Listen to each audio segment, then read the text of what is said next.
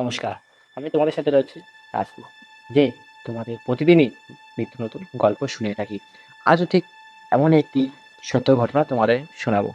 ঘটনাটা ঘটেছে আমার বন্ধু রতনের সাথে।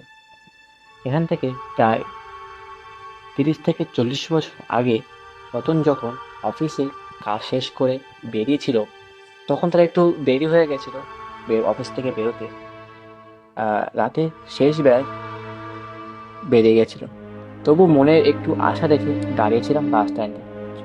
তবুও মনের আশা রেখে দাঁড়িয়েছিলাম সেই বাস স্ট্যান্ডে। বেশ কিছুক্ষণ অপেক্ষা করার পর অবশেষে দূরে হলুদ লাইট আসতে দেখলাম, যেটা মনে একটি আশা জোগালো। মনে হলো হয়তো কোনো প্রাইভেট গাড়ি, কিন্তু কাছে আসতে দেখলাম সেটা একটি পুরাতন বাস। এই বাসটা আমার সামনে এসে থামলো। বাসটা যখনই আমার চোখের সামনে থামলো, মনে একটু অনুপ্রেরণা জাগিয়ে সেই বাসে উঠে পড়লাম। এবং বাসের ভিতরে উঠেই দেখি ভিতরে অদ্ভুত সব মানুষ বসে আছে। তো তেমন কোনো দিকে খেয়াল না করে আমি একটা জানলার ধারে সিট বেছে নিয়ে সেখানে বসলাম। ভাবলাম হয়তো কন্ডাক্টর এসে টিকিট নিয়ে যাবে। তাই আর কোনো রকম চিন্তাভাবনা না করে বেশ ফুরফুরে বাতাসে অনুভব করছিলাম। কিন্তু হঠাৎ করে কিছুটা দূর যাওয়ার পর বাসের পরিবেশ একটু অন্যরকম অনুভব করলাম। বাসের ভিতরে যেন অতি শীতল বাতাস বইছিল। এটা একটু অস্বাভাবিক মনে হলো। এবং বাইরে যে পরিবেশটা ছিল সেটাও যেন একদম থমকে গেল। চারিদিকে কোনো শব্দ নেই, শুধু শোঁ শোঁ শব্দ চলছে ভিতরে। ঠান্ডা বাতাস বইছে। আমি একটু হতাশা যেন বোধ করলাম। এবং জানালা দিয়ে বাইরে তাকাতেই দেখি বাইরে কোনো আলো নেই, শুধু অন্ধকার। বাসটা আদৌ রাস্তার ওপর দিয়ে চলছে কিনা সেটাও সন্দেহজনক। ইতিমধ্যেই চারিদিক একদম স্তব্ধ হয়ে গেল। বাসের ভেতরের পরিবেশটা আরো যেন গম্ভীর হয়ে উঠল।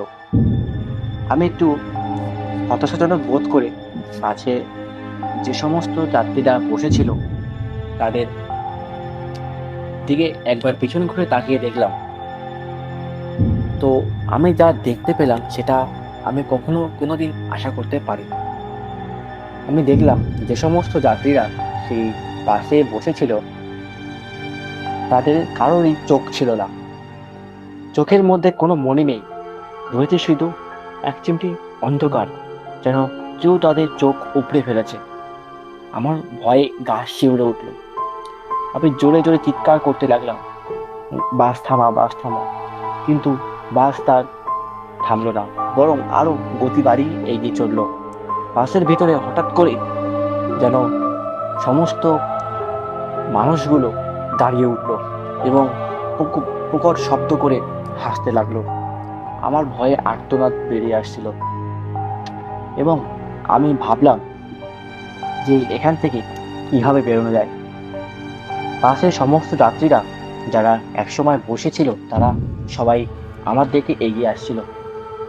আমি উঠে দাঁড়ালাম এবং জোরে জোরে চিৎকার করলাম, কিন্তু সেখানে আমার চিৎকার শোনার মতো কেউ ছিল না। এরপরেই যা ঘটল তা খুবই ভয়ঙ্কর। সমস্ত যাত্রীরা যারা আমার সাথে সেই বাসে ভ্রমণ করছিল তারা আমার দিকে এগিয়ে আসলো এবং আমার হাত ধরলো, গলা চেপে ধরলো। নিঃশ্বাস নেওয়ার মতনও তেমন কোনো পরিস্থিতি ছিল না সেই মুহূর্তে। হঠাৎ করে বাসের ভিতরে অন্ধকার হয়ে গেল এবং চারিদিকে ধোঁয়াশা। কোথাও কিছু দেখতে পেলাম না।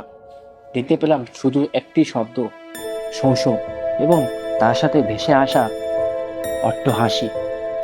এবং আমি অনুভব করলাম যে আমাকে কেউ পেছন থেকে টানছে। যেন মনে হচ্ছে কোনো অশুভ শক্তি আমাকে ঘিরে করে রেখেছে, যে আমাকে বেরোতে দিচ্ছে না সেই চলমান বাস থেকে। এবং হঠাৎই যখন বাস একটি গুহার ভিতরে ঢুকলো, চারিদিক অন্ধকার হয়ে উঠল।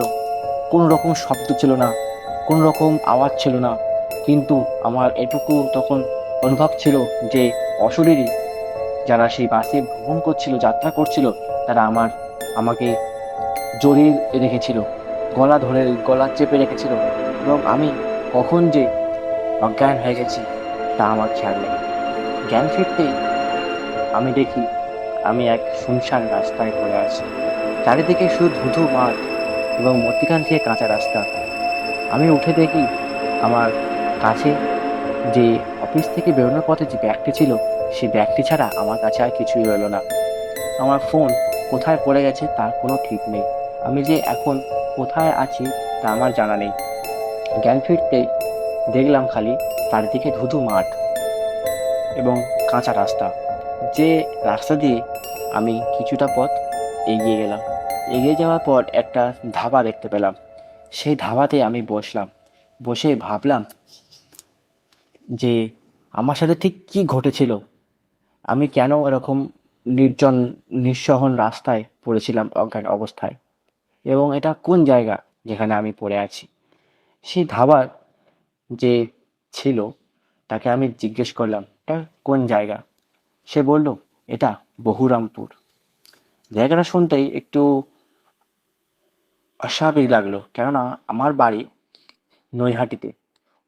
বহুরামপুর থেকে নৈহাটি বেশ অনেকটাই দূর। এখন এই রাতে বাড়িতে কিভাবে ফিরবো তা জানি না।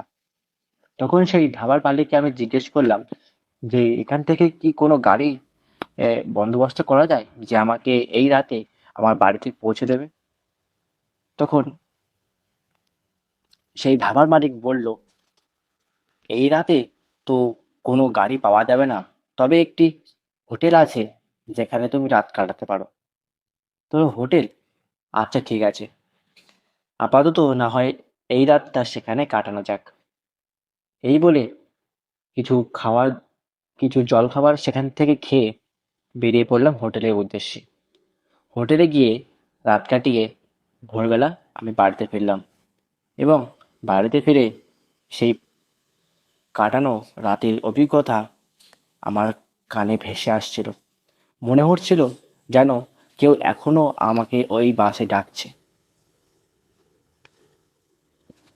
এইভাবে আমি আমার গল্পটা শেষ করলাম।